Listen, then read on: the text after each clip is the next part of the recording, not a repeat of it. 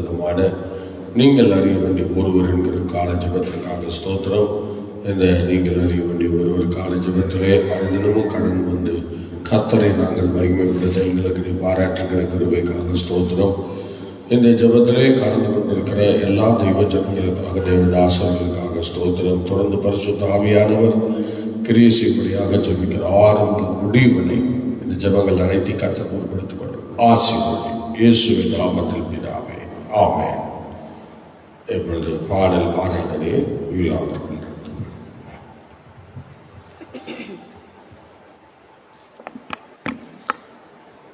அல்லேலூயா. கர்த்தருடைய பரிசுத்த நாமத்துக்கு மகிமை உண்டாவதாக. தேவன் நமக்கு செய்த நன்மைகள் ஏராளம். அதை பாடல்களாக பாடி ஆண்டவர் வெறும் ஒரு வேளை மட்டும்தான் அவனை நடத்துவேன், காலையில் மட்டும்தான் நடத்துவேன், இல்லை இரவில் மட்டும்தான் அவனை நடத்துவேன்னு வாக்குத்தத்தம் பண்ணலை. அவர் எல்லா வேலைகளிலும் நம்மை நடத்துகிற தேவனாக இருக்கிறார். அதை நினைவு கூர்ந்து நன்றியுள்ள இருதயத்தோடே நாம் இந்த பாடலை பாடி கர்த்தருடைய நாமத்தை நாம் மகிமைப்படுத்த போகிறோம். இந்த அதிகாலை வேளையில் எத்தனையோ நேரங்களில் பலவீனமான நேரங்கள், எத்தனையோ மரண பள்ளத்தாக்குகள், எல்லாவற்றிலும் கர்த்தர் நம்மை கிருபையாய் பாதுகாத்தாரில் அந்த வார்த்தைகளை சொல்லி நாம் கர்த்தருடைய நாமத்தை மேம்படுத்துவோம். ஆயிரம் ஆயிரம் நன்மைகள் அனுதினம் என்னை சூழ்ந்திட கிருபையும் இரக்கமும் அன்பும் கொண்டீரே.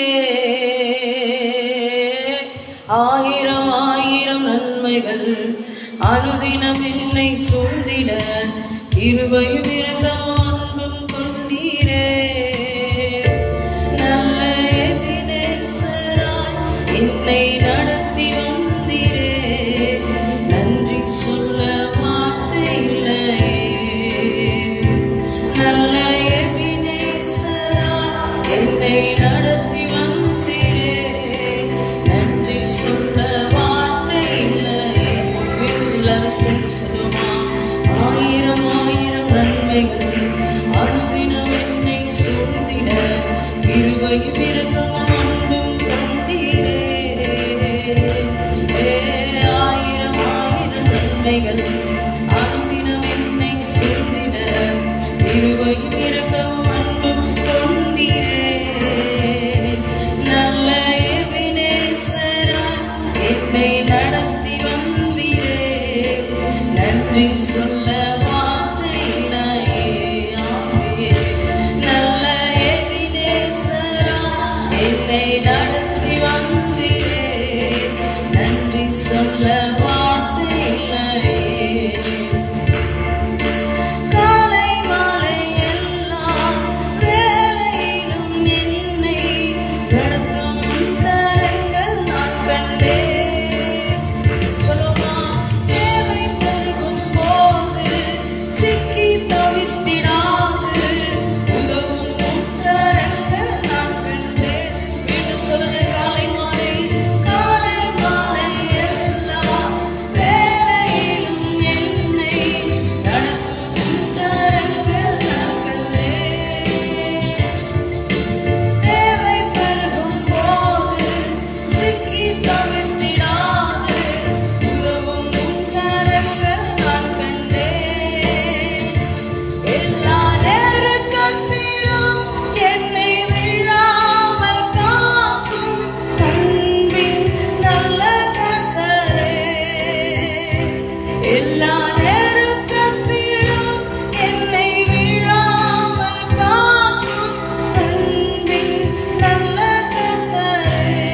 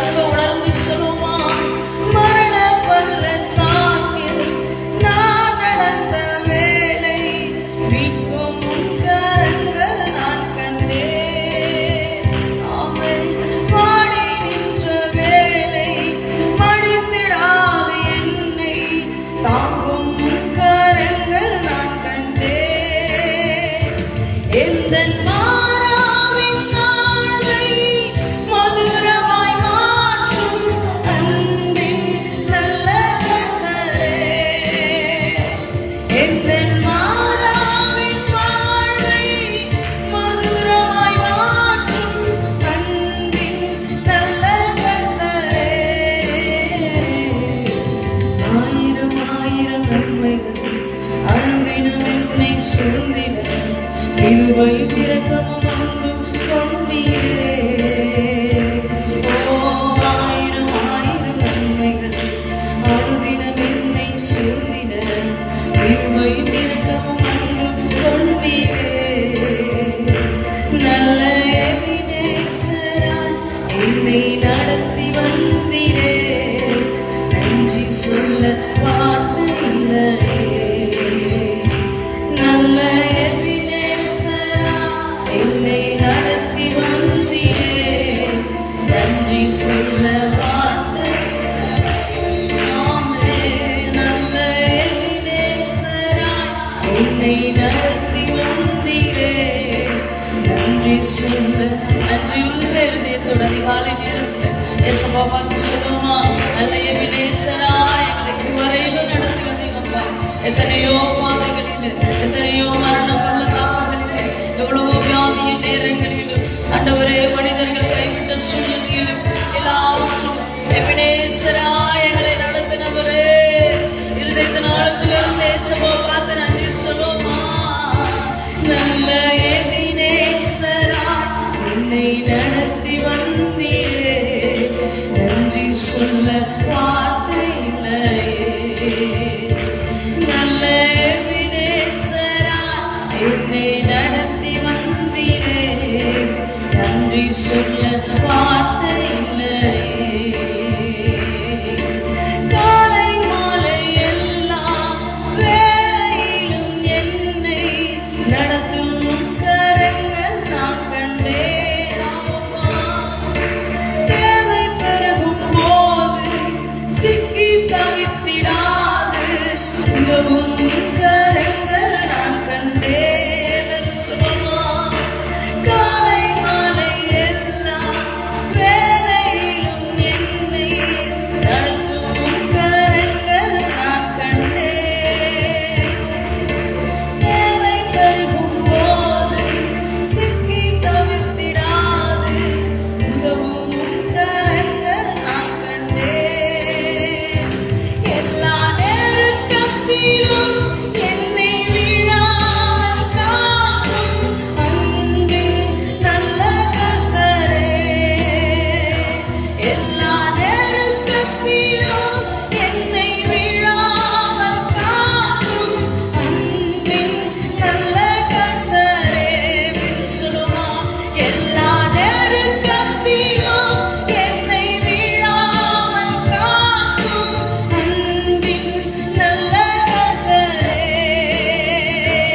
எல்லா நெருக்கத்திலும் என்னை விழாமல் காக்கும் அன்பின் நல்ல கர்த்தரே. ஆயிரம் ஆயிரம் நன்மைகள் அனுதினம் என்னை சூழ்ந்திட கிருபையும் இரக்கமும் அன்பும் கொண்டீரே. ஆயிரம் ஆயிரம் நன்மைகள் அனுதினம் என்னை சூழ்ந்திட கிருபையும் இரக்கமும் அன்பும் கொண்டீரே. நல்ல எபினேசராய் என்னை நடத்தி வந்தீரே. நன்றி சொல்ல வார்த்தை இல்லையே. நல்ல எபினேசராய் உள்ளத்தினாலிருந்து சொல்லுமா. நன்றி சொல்ல ஓ நல்லவரே. நல்ல எபினேசராய் என்னை நடத்தி வந்தீரே. நன்றி சொல்ல வார்த்தை இல்லையே. மரண பள்ளத்தாக்கில் நான் நடந்த வேளை மீட்கும் உம் கரங்கள் நான் கண்டேன். வாடி நின்ற வேளை மடிந்திடாது என்னை தாங்கும் உம் கரங்கள் நான் கண்டேன். சொல்லுங்க, மரண பள்ளத்தாக்கில்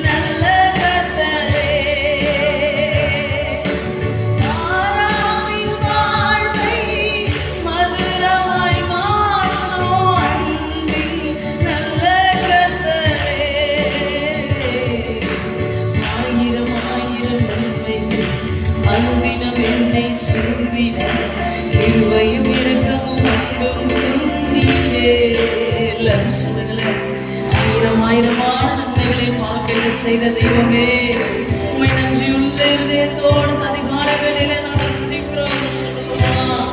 ஓ, நீர் செய்த நன்மைகள் ஏராளம் ஆண்டவரே, நீர் செய்த அதிசயங்கள் ஏராளம்.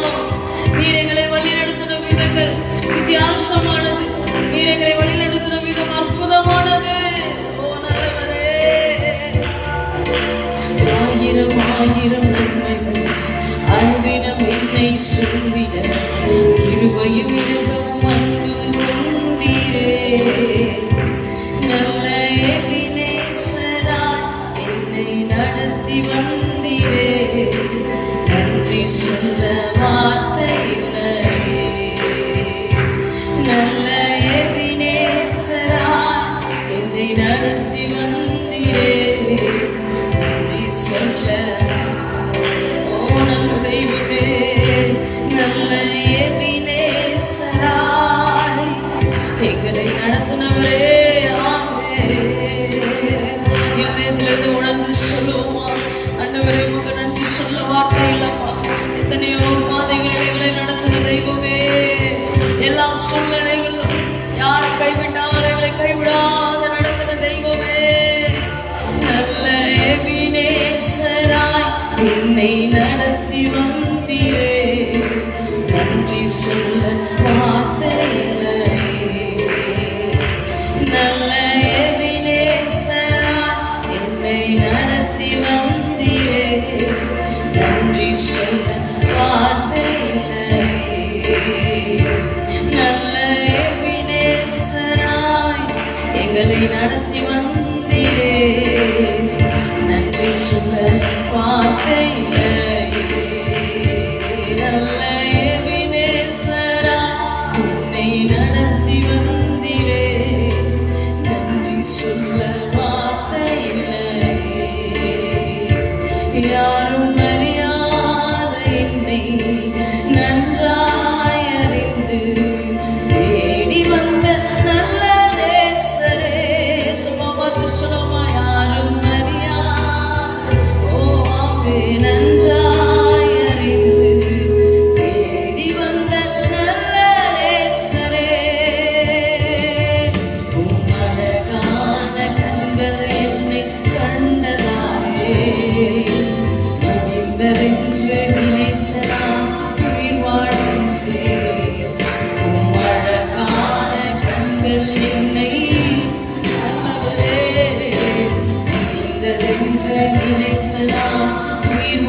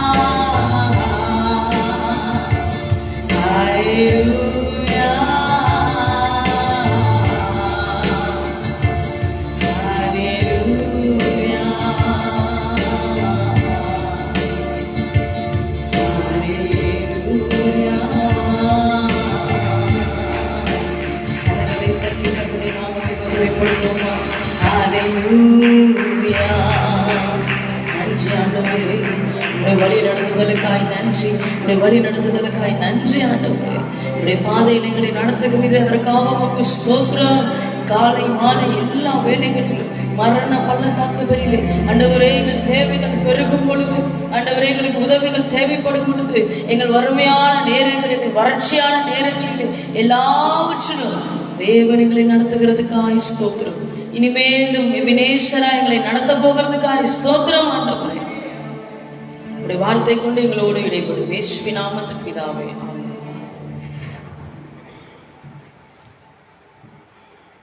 Praise the Lord, hallelujah. Praise the Lord, hallelujah. Hallelujah. ஆண்டவருடைய நாமம் மகிமைப்படுவதாக. இந்த காலவேளையிலே தேவனுடைய சமூகத்திலே கடந்து வந்திருக்கிறவர்கள் யாவரையும் வாழ்த்தி அன்போடு வரவேற்கிறேன். ஆண்டவர் தாமே நம்மை ஆசீர்வதித்து கனப்படுத்துவாராக. ஒவ்வொரு நாளும் ஒவ்வொரு கால வேளையிலே நல்ல அற்புதமான சில சங்கீதங்களை நாம் ஸ்தோத்திர மரபின்படி கற்றுக்கொண்டு வருகிறோம். இது ரெகுலராக கேட்குறவங்களுக்கு இது ரொம்ப யூஸ்ஃபுல்லாக இருக்கும். வேதத்தின் மேலே ஒரு தாகம் உள்ளவர்களுக்கு இது மிகவும் பிரயோஜனமாக இருக்கும். இந்த வேத வசனங்கள் பல வேத பண்டிதர்கள் தொகுத்து வழங்கப்பட்ட ஒரு சங்கீத பகுதிகளாக இந்த சங்கீதங்கள் காணப்படுகிறது. சங்கீதத்திலே பல விதமான சங்கீதங்களை நம்ம தியானித்து வந்திருக்கிறோம். இந்த நாளிலும் கூட 29வது சங்கீதத்தை நாம் தியானிக்க போகிறோம். ஸ்தோத்திரம். எடுத்துக்கொள்ளுங்கள். சங்கீதம் 29 எல்லாரும் எடுத்துக்கொள்ளுங்கள். கொஞ்சம் சத்தமாக சங்கீதத்தை நீங்கள் வாசிக்கணும். எல்லாரும் சேர்ந்து வாசிக்கணும். சங்கீதம் 11 வசனங்கள் இருக்கிறது. 29ஆம் சங்கீதத்திலே 11 வசனங்கள் உள்ளது. சரி, இப்பொழுது எல்லாரும் சேர்ந்து நல்லா கவனிக்கணும், சத்தமாக வாசிக்கணும். நீங்கள் நினைக்கிற மாதிரி சும்மா அப்படி பொறுமையாக வாசிக்காதீங்க. நல்லா சத்தமாக வாய் திறந்து வாசிக்க பார்க்கலாம்.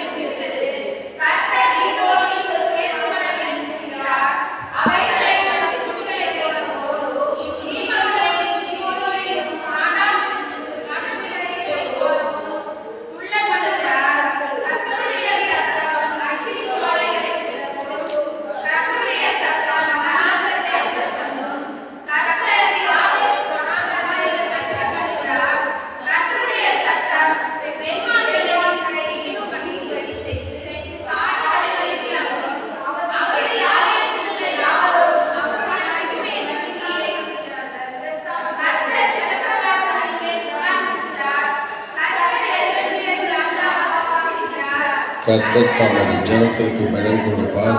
கர்த்தர் தமது ஜனத்திற்கு சமாதானம் அருளி அவர்களை ஆசீர்வதிப்பார். Praise God. Hallelujah. Hallelujah. இப்பொழுது நாம் வசனத்தை வாசித்தோம். நீங்கள் இந்த சங்கீதம் யார் எழுதினது என்றால் சங்கீதக்காரனாகிய தாவீது எழுதின சங்கீதம். அவனுக்கு யார் எழுதின சங்கீதம்?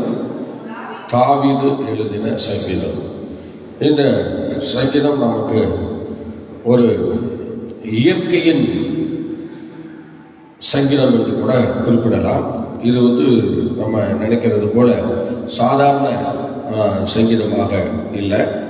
இந்த கர்த்தருடைய சத்தங்கள் பல வடிவத்திலே இந்த சங்கீதத்திலே காணப்படுகிறது. அதில்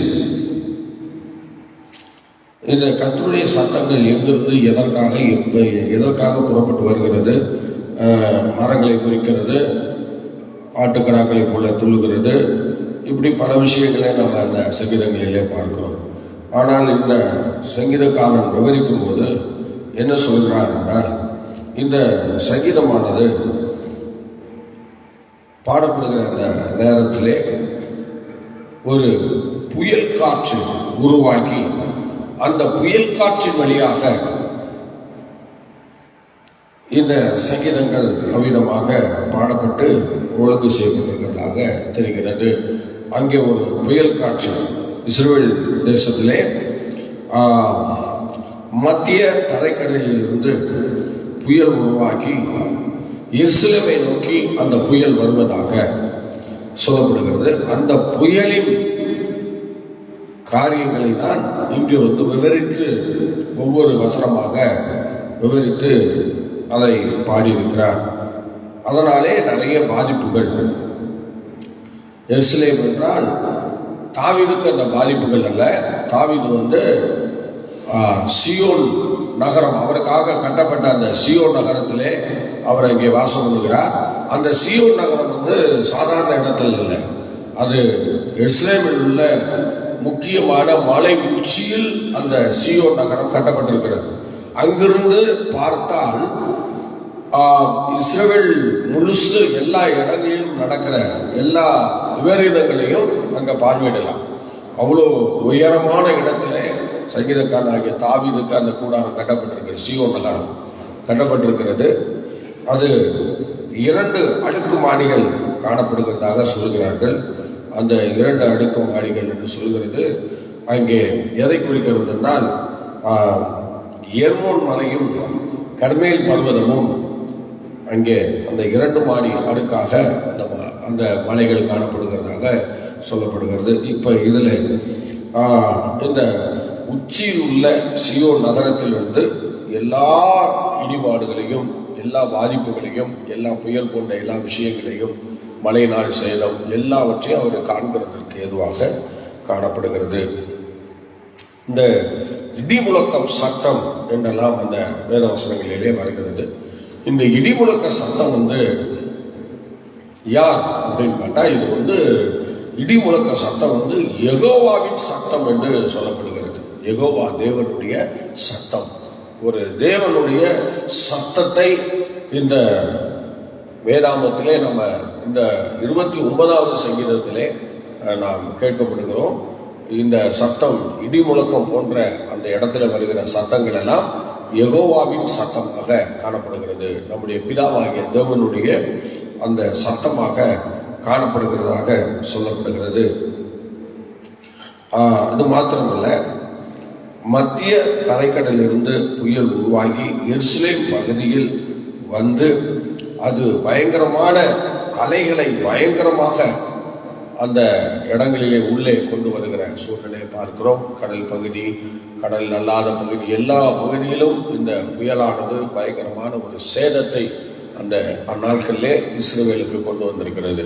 அதுவும் விசேஷமாக எருசலேமுக்கு வந்திருக்கிற மத்திய தரைக்கடலிலிருந்து எருசலேமுக்கு நேராக அந்த புயல் நிறைய பாதிப்புகளை ஏற்படுத்துவதாக சொல்லப்பட்டிருக்கிறது.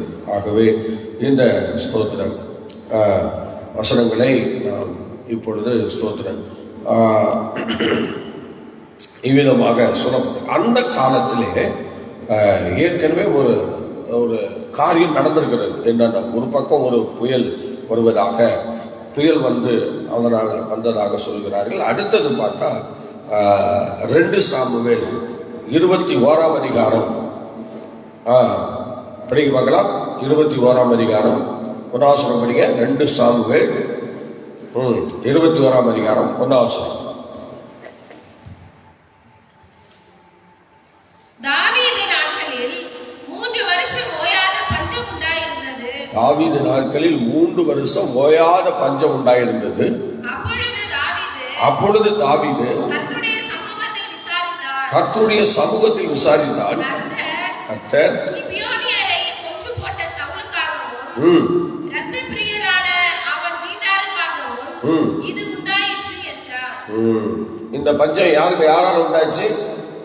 கிபியோனியரை கொன்று போட்ட சவுலுக்காக.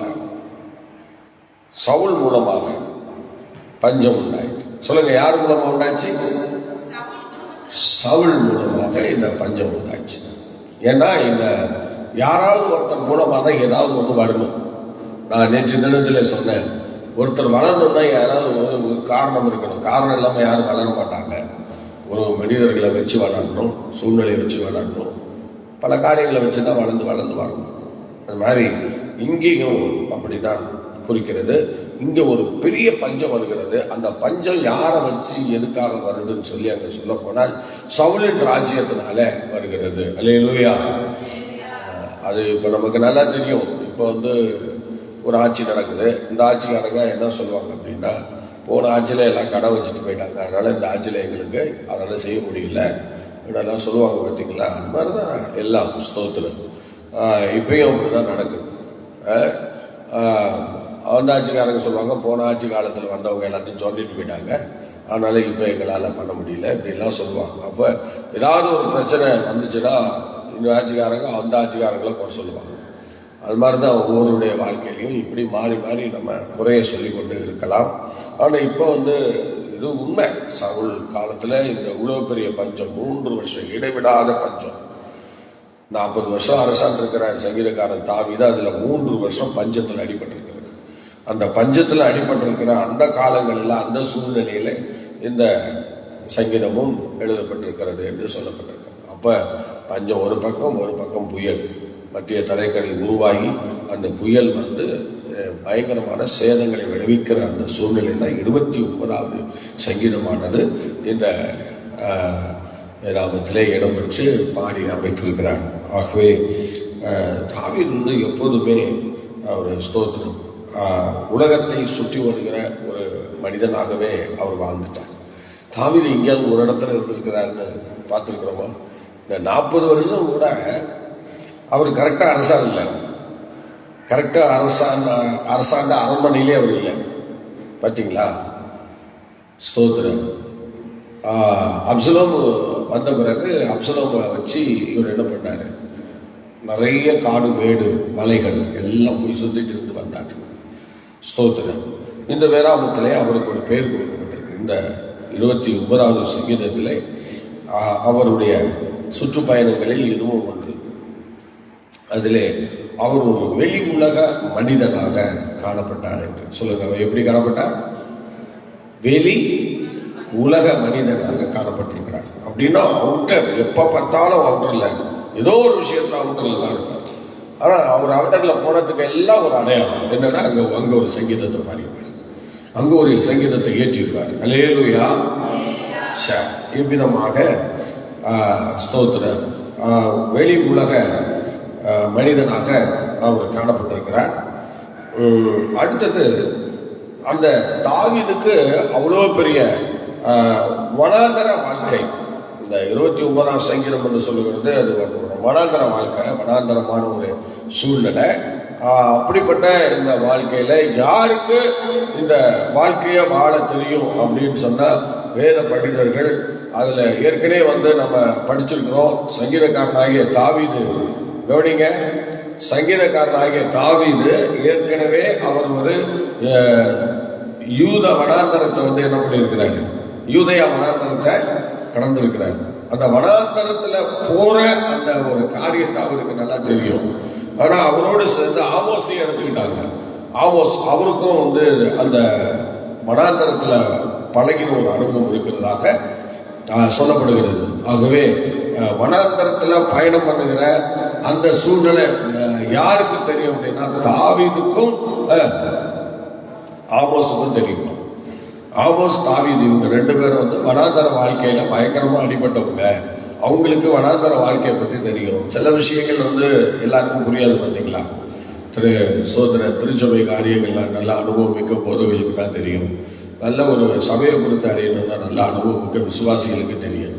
அது மாதிரி இங்கே சில விஷயங்கள் எல்லாம் இந்த வனாந்தர வாழ்க்கையில் உண்டான அந்த காரியங்கள்லாம் எல்லாருக்கும் தெரிந்துவிடாது. அது முக்கியமா யாருக்கு தெரியும் அப்படின்னா, சொல்லுங்க, யாருக்கு தெரியும்? இவங்க 2 பேருக்கு தான் தெரியும். இவங்க 2 பேரும் தான் அந்த வனாந்தரத்தில் அடிக்கடி அடிபட்டு அந்த வனாந்தர பயணங்களை மேற்கொண்டவர்கள் என்று வேதத்திலே இவ்விதமாக நமக்கு சொல்லியிருக்கிறது. ஆகவே நீங்க படிக்கலாம். சங்கீதம் 29:1-2 படிக்க பார்க்கலாம். பலவான்களின் புத்திரரே, கர்த்தருக்கு மகிமையையும் வல்லமையையும் செலுத்துங்கள். கர்த்தருக்கே அதை செலுத்துங்கள். கர்த்தருடைய நாமத்திற்குரிய மகிமையை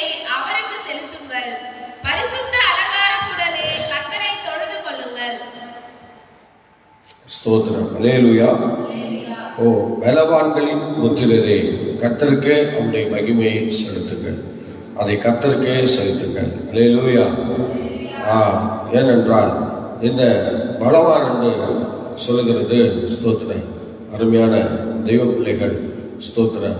அந்த பலவானாக நாம் கர்த்தரை துதிக்கிற அந்த அனுபவத்திலே, கர்த்தரை உயர்த்துகிற அந்த அனுபவத்திலே யாரை கொண்டு கர்த்தரை துதிக்க வைக்கலாம், யாரை கொண்டு அவரை மகிமைப்படுத்தலாம் என்று சொல்லும்போது ஸ்தோத்திரம் இந்த புயலுக்கு தப்பினவர்களும் இந்த பஞ்சத்துக்கு தப்பினவர்களும் அவர்கள்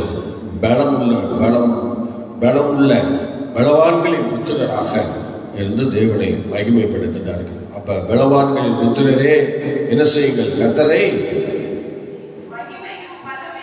அவருக்கே செலுத்துங்கள். சொல்லுங்க, அவருக்கே என்ன செய்யுங்க, உங்க மகிமையும் வல்லமையும் செலுத்துங்கள் என்று சொல்லப்பட்டிருக்கிறது. நீங்கள் 3ஆம் வசனம் முதல் 10ஆம் வசனம் வரை நீங்கள் வாசிக்கும் போது அந்த வசனங்களிலே மிகவும் சில காரியங்களை அற்புதமாக சொல்லியிருக்கிறார்.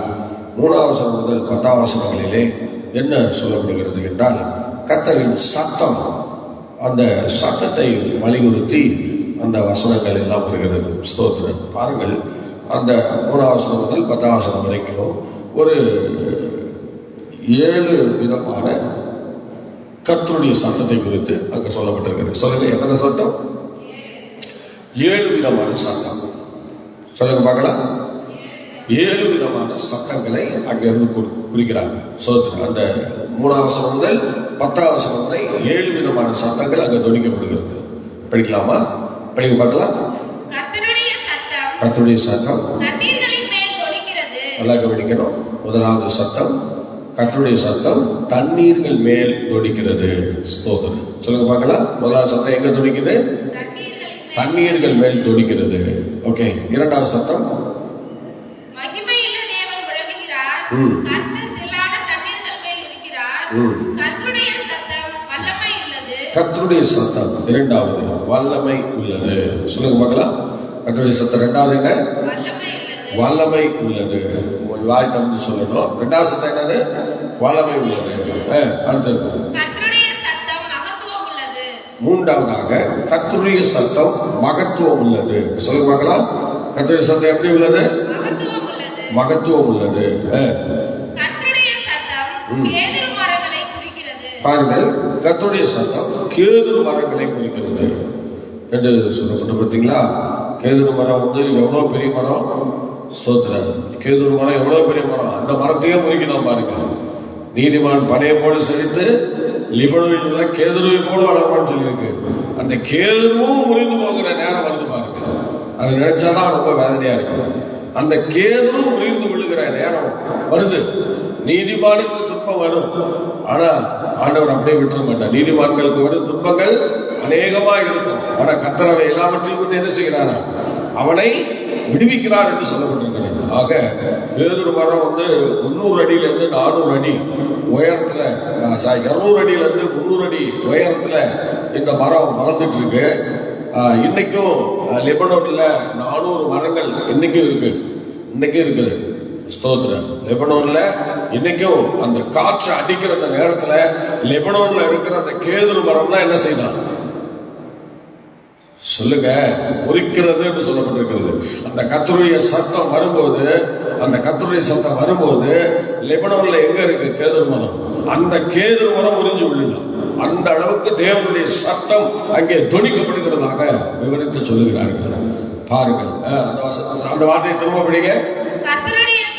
கர்த்தருடைய சத்தம் கேதுரு மரங்களை முறிக்கிறது. ஆமா, கேதுரு மரங்களை முறிக்கிறது. உலகத்திலேயே பெரிய மரம் கேதுரு மரம். உலகத்திலேயே பெரிய மரம், அற்புதமான ஒரு மரம் தான் கேதுரு மரம். ஆனா அந்த கேதுரு மரத்தை தான் இப்ப என்ன பண்றாங்க? இங்க ஒப்பிட்டு இருக்கிறாங்க. ஸ்தோத்திரம். பாத்தீங்களா? அந்த கேதுரு மரத்தினால இன்னைக்கு அந்த புயல்னால என்ன உண்டாகுது அப்படின்னா, அந்த கேதுரு மரம் முறிந்து விடுகிறது. அந்த லெபனோன்ல இருக்கிற அந்த கேதுரு மரம்லாம் முறிந்து விடக்கூடிய நிலையில அந்த புயலானது அதிவேகத்திலே தீவிரமாக அடித்து வருகிறது. அல்லேலூயா. அடுத்தது ஆமா, லீபனோனின் கேதுரு மரங்களை முறிக்கிறார். லீபனோனையும் சீரியோனையும் காட்டாமருக குட்டிகளைப் போலவும் துள்ள பண்ணுகிறார். அவ்வளவு பெரிய மரங்கள் உள்ள அந்த ஏரியாவே துள்ள பண்றாரு. அடுத்தது கர்த்தருடைய சத்தம் அக்கினி ஜுவாலைகளை பிளக்கும். அக்கினி ஜுவாலையை பிளக்கும். அல்லேலூயா. ஆமா, எத்தனை இடத்துல திரும்ப அந்த நாட்களிலே அக்கினி குழம்புகள் வெடித்து சிதறி இருக்கிறது. அந்த புயல் காலங்களிலே அப்படிப்பட்ட சூழ்நிலையிலே அக்கினி குழம்புகள் வெடித்து சிதறி இருக்கிறதா? அடுத்தது கர்த்தருடைய சத்தம் வனாந்தரத்தை அதிர பண்ணும். சோத்திரம். பார்த்தீங்களா? கர்த்தருடைய சத்தம் என்ன செய்யும்? வனாந்தரத்தை அதிர பண்ணும். சோத்திரம். நமக்கு யூதேயா வனாந்தரத்தில் தான் என்னென்ன பிரச்சனை இருந்துச்சு அப்படின்லாம் தெரியும். அப்புறம் சில வனாந்தரங்களை நம்ம பார்த்துருக்குறோம், நிறைய வனாந்தரங்களை பார்த்துருக்குறோம். ஸ்தோத்திரம்.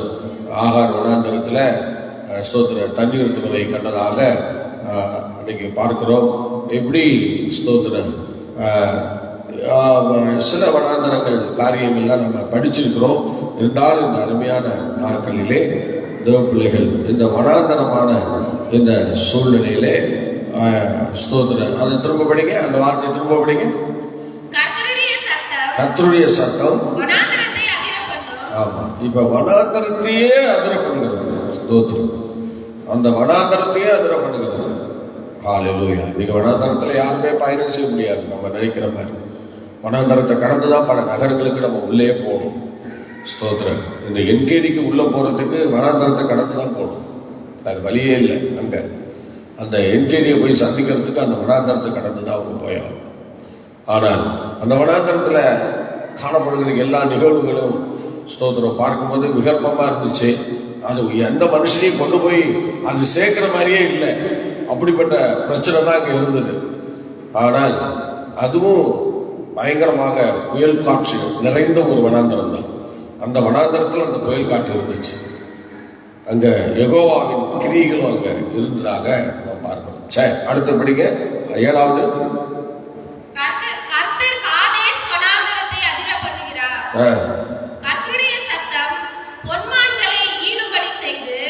கர்த்தருடைய சத்தம் பெண்மான்களை ஈனும்படி செய்து. அல்லேலூயா. அல்லேலூயா சொல்லுங்க. எல்லாரும் சேர்ந்து தான் சொல்லணும். ஒரு அல்லேலூயா சொல்லணும்னா உள்ள எல்லாரும் சேர்ந்து சொல்லணும். ஓகே, திரும்ப சொல்லுங்க பார்க்கலாம்.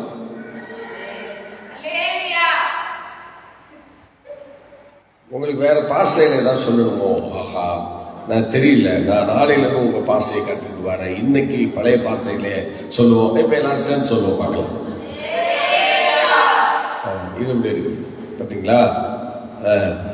விழிப்புள்ளவனாக இருப்போம், நிச்சயமாக ஆசீர்வாதங்களை சொந்திருப்போம். அல்லேலூயா. சரி, இப்ப 7 விதமான கர்த்தருடைய சத்தத்தை குறித்து நம்ம பார்த்தோம். வரிசையா சொல்ல பார்க்கலாம். என்னென்ன சத்தம்? தண்ணீர்கள் மேல் துணிக்கிறது.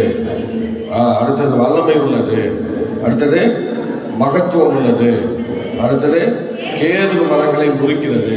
அடுத்தது அக்கினி ஜுவாலைகளை பிளக்கிறது. அடுத்தது வனாந்தரத்தை அதிர பண்ணுகிறது. அடுத்தது பெண்மான்களை ஈன்முடி செய்கிறது. இப்படி 7 விதமான ஆண்டவருடைய சத்தத்தை, நம்ம யெகோவாவின் சத்தத்தை கேட்கிறோம். இதெல்லாம் சத்தம். இந்த யாருடைய சத்தம்? இது யெகோவாவின் சத்தம். சொல்லுங்க பார்க்கலாம். யெகோவா தேவனுடைய ஒரு சத்தத்தை தான் இந்த இடத்துல நம்ம என்ன செஞ்சிருக்கிறோம்? ஹல்லேலூயா, பார்த்திருக்கிறோம். சரி, அப்ப இந்த நடக்கிற இந்த புயல் காரியங்கள் எல்லாம் சங்கீதக்காரனாகிய தாவீது இந்த கர்த்தருடைய சத்தத்தை எல்லாம் அவர் சீயோன் நகரமாகிய அவருடைய அவர் கட்டின அந்த வீட்டின் மேல, ஒரு ஆலயத்தை கட்டல, ஆலயம் கட்டுவதற்கு பதில் உனக்கு ஒரு வீட்டை கட்டிக்கன்னு சொல்லிட்டாரு. அதனால இப்ப அவர் ஒரு வீட்டை கட்டிட்டார். எங்க சியோன் மலையில உச்சியில, சியோன் மலை உச்சிலையாக அவர் வீடு இருக்கு. அந்த வீட்டில இருந்து திறந்து பார்த்தா எல்லாமே தெரியும், எல்லா இடங்களையும் அவர் பார்க்கலாம். அதனால அப்படிப்பட்ட இடத்துல இருந்து அவர் எல்லா இடத்தையும் பார்வையிட்டு இருக்கிறார். ஆனால் இவரு அந்த 2 அடுக்கு மாடியை கொண்டதா, அடுக்கு மலைகளை கொண்டதுதான் அந்த நகரமாக காணப்படுகிறது. அந்த மலை என்ன சொல்லப்பட்டு பாருங்க, எர்மோன் மலையும் கர்மேல் பர்வதமும் அங்குதான் இருக்கிறது. அல்லேலூயா. எலிசாவுடைய கர்மேல் பர்வதம் அதுல தான் இருக்கு. எர்மோன் மலை, அந்த எர்மோன் மலையும் கர்மேல் பர்வதமும் அந்த இதுல தான் இருக்கு. ஸ்தோத்திரம். பாத்தீங்களா, அவ்வளவு பெரிய இடம். இன்னும் அவர் இருக்கிற இடத்தை சுற்றிலும் பாத்தீங்கன்னா அவர் பக்கத்துல உள்ள சில நாடுகள் அந்த இடத்துல இடம்பெற்றிருக்கிறது. ஆக அவரை சுத்தி ஆட்கள் நிறைய இருக்காங்க. அவரை சுத்தி பாத்தீங்கன்னா ஒரு 7 நாடுகள் நினைக்கிறேன், 7 நாடுகள் அப்படியே சுத்தி இருக்கிறது. அந்த தாவீதை சுற்றி, அந்த சீயோன் நகரத்தை சுற்றி, எருசலேம் என்று சொல்கிற ஒரு மத்திய இடம், சென்ட்ரல் பிளேஸ், அந்த இடத்துல இருக்கிற சுற்றிலும் பல நாடுகள் இருக்கிறது. ஸ்தோத்திரம். தாவீது வருவதற்கு முன்னதாக அந்த எருசலேமிலே ஜெயித்து சுதந்திரம் வாங்கின பிறகு அந்த இஸ்ரவேல் உருவான பிறகு, மறுபடியும் உருவான பிறகு திரும்ப பக்கத்தில் இருக்கிற அந்த 7 நாடுகளும் இந்த எருசலேமுக்கு விரோதமாக பயங்கரமாக யுத்தத்தில் ஈடுபட்டார்கள். 2வது அந்த இடங்களில் இருக்கிற இஸ்ரவேலர் திரும்பவும் அவங்க தலையெடுக்கக்கூடாதபடிக்கு 7 நாடுகளும் பயங்கரமாக, வேகமாக, தீவிரமாக ஸ்தோத்திரம் எதிர்த்தார்கள். ஆனால் அவர்கள் புதிய நிலைமையில போய் அந்த 7 நாடுகளை முறியடித்து மறுபடியும் அந்த இடத்துல அவர்களுக்குடைய பறக்க விட்டார்கள். அவங்க துணைக்குள்ளே இப்படி யெகோவாவின் சத்தம் மாத்திரம் இல்லை, யெகோவாவே தேவன் அவர்களுக்கு துணையாக இருக்கிறார். ஆகவே ஸ்தோத்திரம். இந்த அருமையான வேளையிலே இந்த வசனங்களை நாம் பார்க்கும்போது நாம எல்லாரும் ஒரு புதிய அனுபவத்துக்குள்ளாக கடந்து வந்திருக்கிறோம். இந்த வசனங்களை கேட்கும்போது ஒரு புதிய அனுபவம் நமக்குள்ளே உருவாக வேண்டும். ஆனால் கிறிஸ்துக்குள் இருக்கிற அருமையான தெய்வ பிள்ளைகள் நீங்கள் நானும் இந்த காரியங்களை பார்க்கும்போது நாம ஒரு புதிய அனுபவத்துக்குள்ளே கடந்து வருகிறோம். நீங்க அதை படிக்க பார்க்கலாம். ஸ்தோத்திரம். 2 கொரிந்தியர் ஸ்தோத்திரம் 5:17 படிங்க. 2 கொரிந்தியர் 5:17.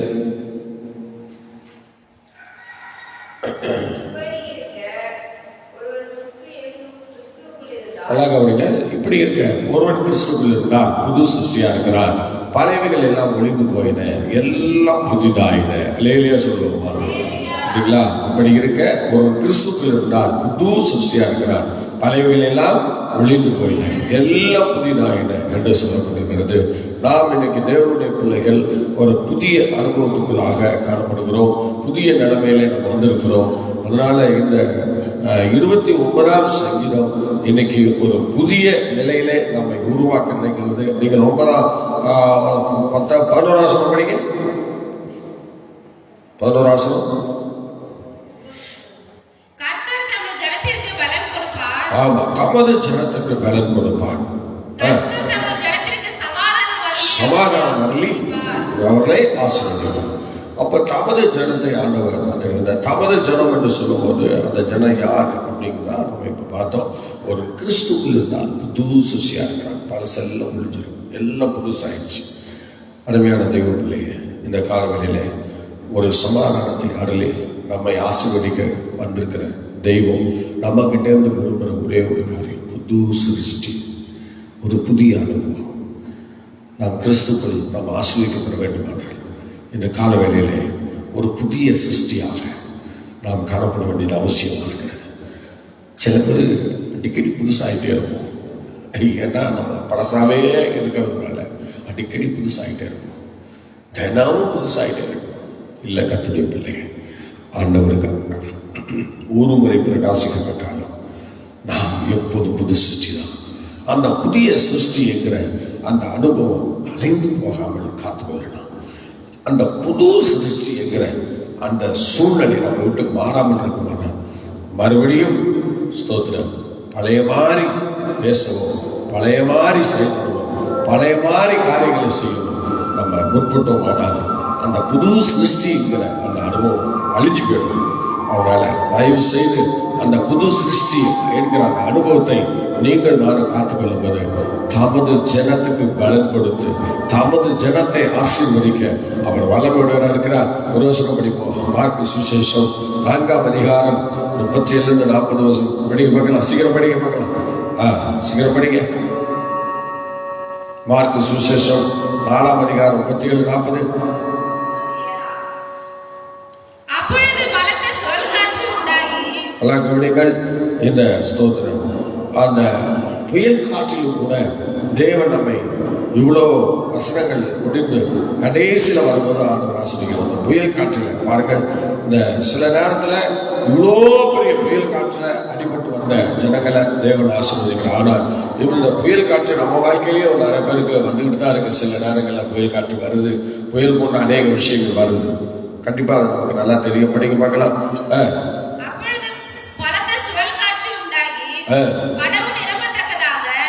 அலைகள் அதன் மேல் மோதிச்சு கப்பலின் பின்னணியத்தில் அவர் தலையணையை வைத்து நித்திரையாயிருந்தார். அவர்கள் அவரை எழுப்பி, போதகரே, நாங்கள் மடிந்து போகிறது உமக்கு கவலையா இல்லையா என்றார்கள். அவர் எழுந்து காற்றை அகற்றி கடலை பார்த்து, இறையாதே, அமைதலாயிரு என்றார்.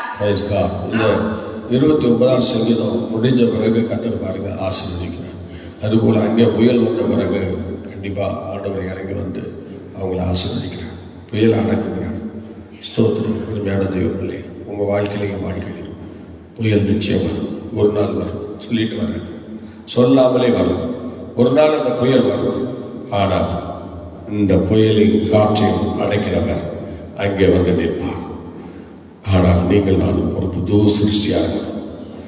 அப்படியே கரங்கள் வைத்துவோம். ஆண்டவரே ஸ்தோத்திரம். இந்த புயல் காற்றிலே, ஹல்லேலூயா ஸ்தோத்திரம், இந்த புயல் காற்றிலே நாங்கள் எப்பொழுதும் ஸ்தோத்திரம் சிக்கி தவிக்காமல் நாங்கள் அதை மேற்கொள்ளத்தக்கதாக ஒரு ஆசீர்வாதத்தை எங்கள் மேல் வர்ஷிக்கப்பட ஜெபிக்கிறோம். ஹல்லேலூயா. தடைகளை நீக்கப்படும், அதிசயங்களை காணப்படும். தேவரீருடைய ஆசீர்வாதங்கள் கூட இருக்கட்டும். ஜெயம் ஆசீர்வதிக்கப்பா. கர்த்தர் வழிநடத்துங்க ஆண்டவரே. 29ஆவது சங்கீதத்தில் அது நடந்த பஞ்ச காலம், புயல் காலம், அந்த காலத்தில் ஏற்றப்பட்ட இந்த சங்கீதம் ஆண்டவரே, இதையெல்லாம் நாங்கள் இப்பொழுது சில காரியங்களை தியானித்தோம். ஆண்டவர் எங்களுக்காக 7 விதமான கர்த்தருடைய சத்தத்தை துணிக்க பண்ணி, ஆண்டவரே அந்த யெகோவாவின் சத்தம் அங்கே அவ்வளோ பயங்கரமான சத்தமாக அங்கே காணப்பட்டிருக்கிறது. ஆனால் கர்த்தர் ஆண்டவரே ஸ்தோத்திரம், இந்த உண்மையாய் ஒரு புதிய அனுபவத்தில் இருக்கிற, புது சிருஷ்டியாக இருக்கிற, ஒரு புதிய ரூபத்தில் இருக்கிற, ஒரு புதிய காரியங்களோடு இணைந்திருக்கிற எங்களை நீர் ஆசீர்வதித்து பலப்படுத்தக்கூடியவராக இருக்கிறேன். ஆண்டவரை எங்கள் வாழ்க்கையிலும் இவ்விதமான புயல் போன்ற காரியங்கள் ஆண்டவரை பல இடங்களில் வரும். சில நேரங்களில் அது வரும்பொழுது நீங்கள் எங்களுக்கு உதவியாக வந்து எங்களை விடுவித்து காப்பாற்றுகிறேன், எங்களை காப்பாற்றி மகிழ்கிறேன். அதற்காக நாங்கள் தேங்க்ஸ் பண்ணுறோம். இந்த கால வேளையில் இந்த சங்கீத பகுதி யாரெல்லாம் ஆண்டவரை கேட்டுக்கொண்டிருந்தாலும் உடைய வாழ்க்கையில் வருகிற எல்லா புயல்களுக்கும் கர்த்தரை நீங்களாக்குவீராக. அதனால் வருகிற எல்லா சேதத்துக்கும் நீங்களாக்குவீராக. கர்த்தர் அற்புதங்களை செய்யும். சிசுகளோடு நீங்கள் இருந்ததுனால அன்னைக்கு வந்த புயல் அவங்கள சேதத்தை சந்திக்காமல் செய்கிறேன். அதுபோல எங்களையும் கர்த்தர் நாட்களை ஆசீர்வதி கனப்படுத்தி பெரிய காரியங்களை செய்யும். இயேசுவின் நாமத்தில் பிதாவே, ஆமென், ஆமென், ஆமென். Okay, God bless you. நாளை காலை 5 மணிக்கு